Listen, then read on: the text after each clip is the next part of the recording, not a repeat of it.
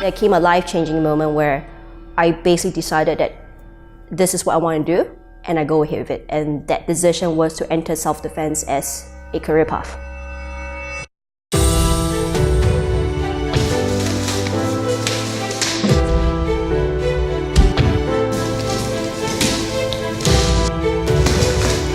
My name is Yunquan, and I'm the chief instructor and co-founder of Kapap Academy Singapore.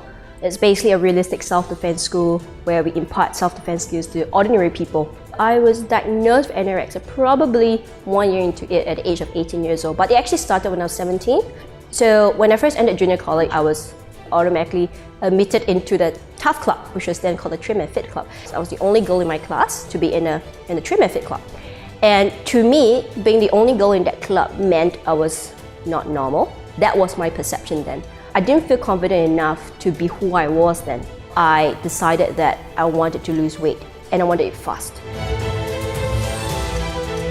So it started off with just, a little bit of dieting, cutting back on what you eat, exercise a little bit more. And then when I saw the results, I decided, okay, let's add on a little bit of intensity in the exercises, let's start to cut back a bit more. And before I knew it, I was down to a slice of plain bread every day. That's my only meal for the day. And to exercise 6 to 7 times a week. Each time would be 4 to 5 hours every day. That was the kind of crazy regime that I put myself through. I lost a lot of weight. Within a year, I lost over 20 kilograms. I was down to 37 kilograms by the time I was 18 years old. What enabled me to overcome the eating disorder was the worrying that I could see on my parents' faces and my friends' faces as well.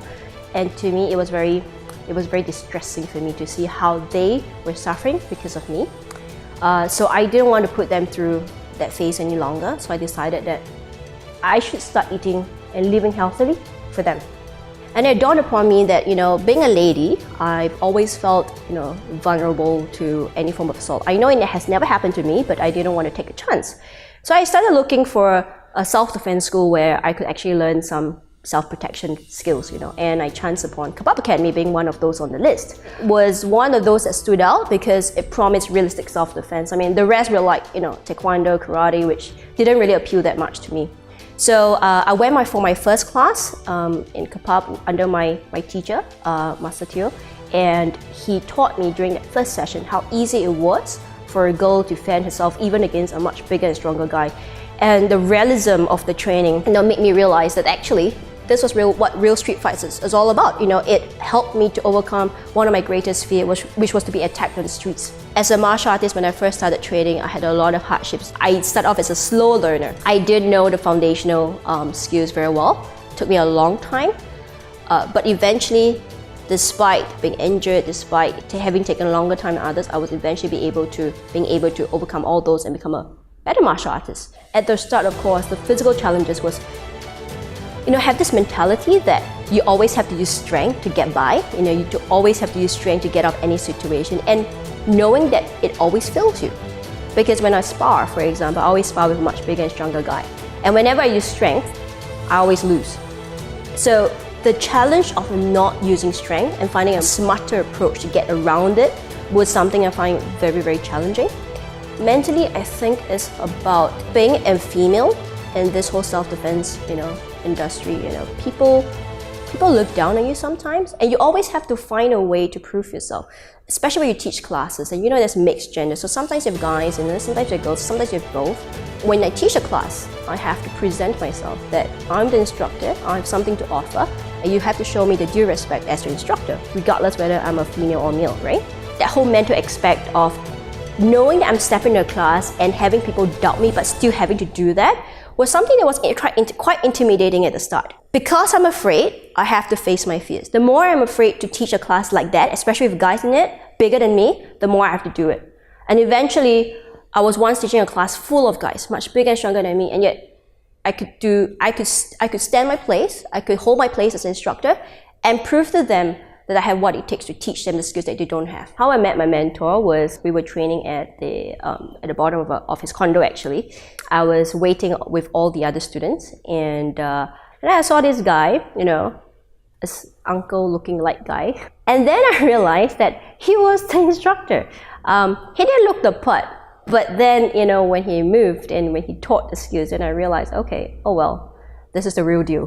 When I first met her, when she came down for the first lesson, the impression I got was that she was a very pleasant, sweet girl. But to be honest, I never expected her to do so well, to be the first and only martial artist to win the Queen's Award. I think that's a testimony to her diligence and her sense of conviction.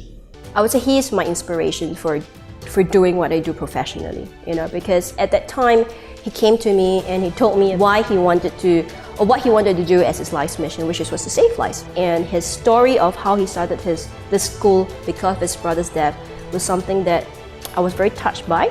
And at that time, all I really wanted to do was to help him achieve that mission. Back to my anorexic phase, I was very focused on myself because that's what I wanted to do for myself, right? I wanted to be normal.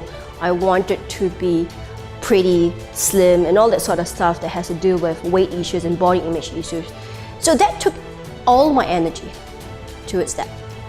But then when I went into martial arts and self-defense, I started seeing that, hey, my energy can be put into impacting other people's lives, which, in my opinion, that has a much greater benefit than what I want to do to myself. So once I started seeing that perspective, I switched my focus to continuing to better other people's lives by giving them the skills they need to do so. And that took my energy away from, all sorts of body image issues.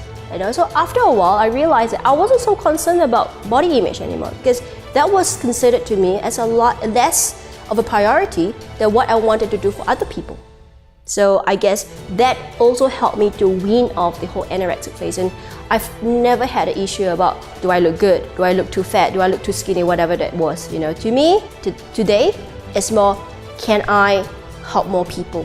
Can I reach out to more people? Can I save more lives? I think that is my focus today.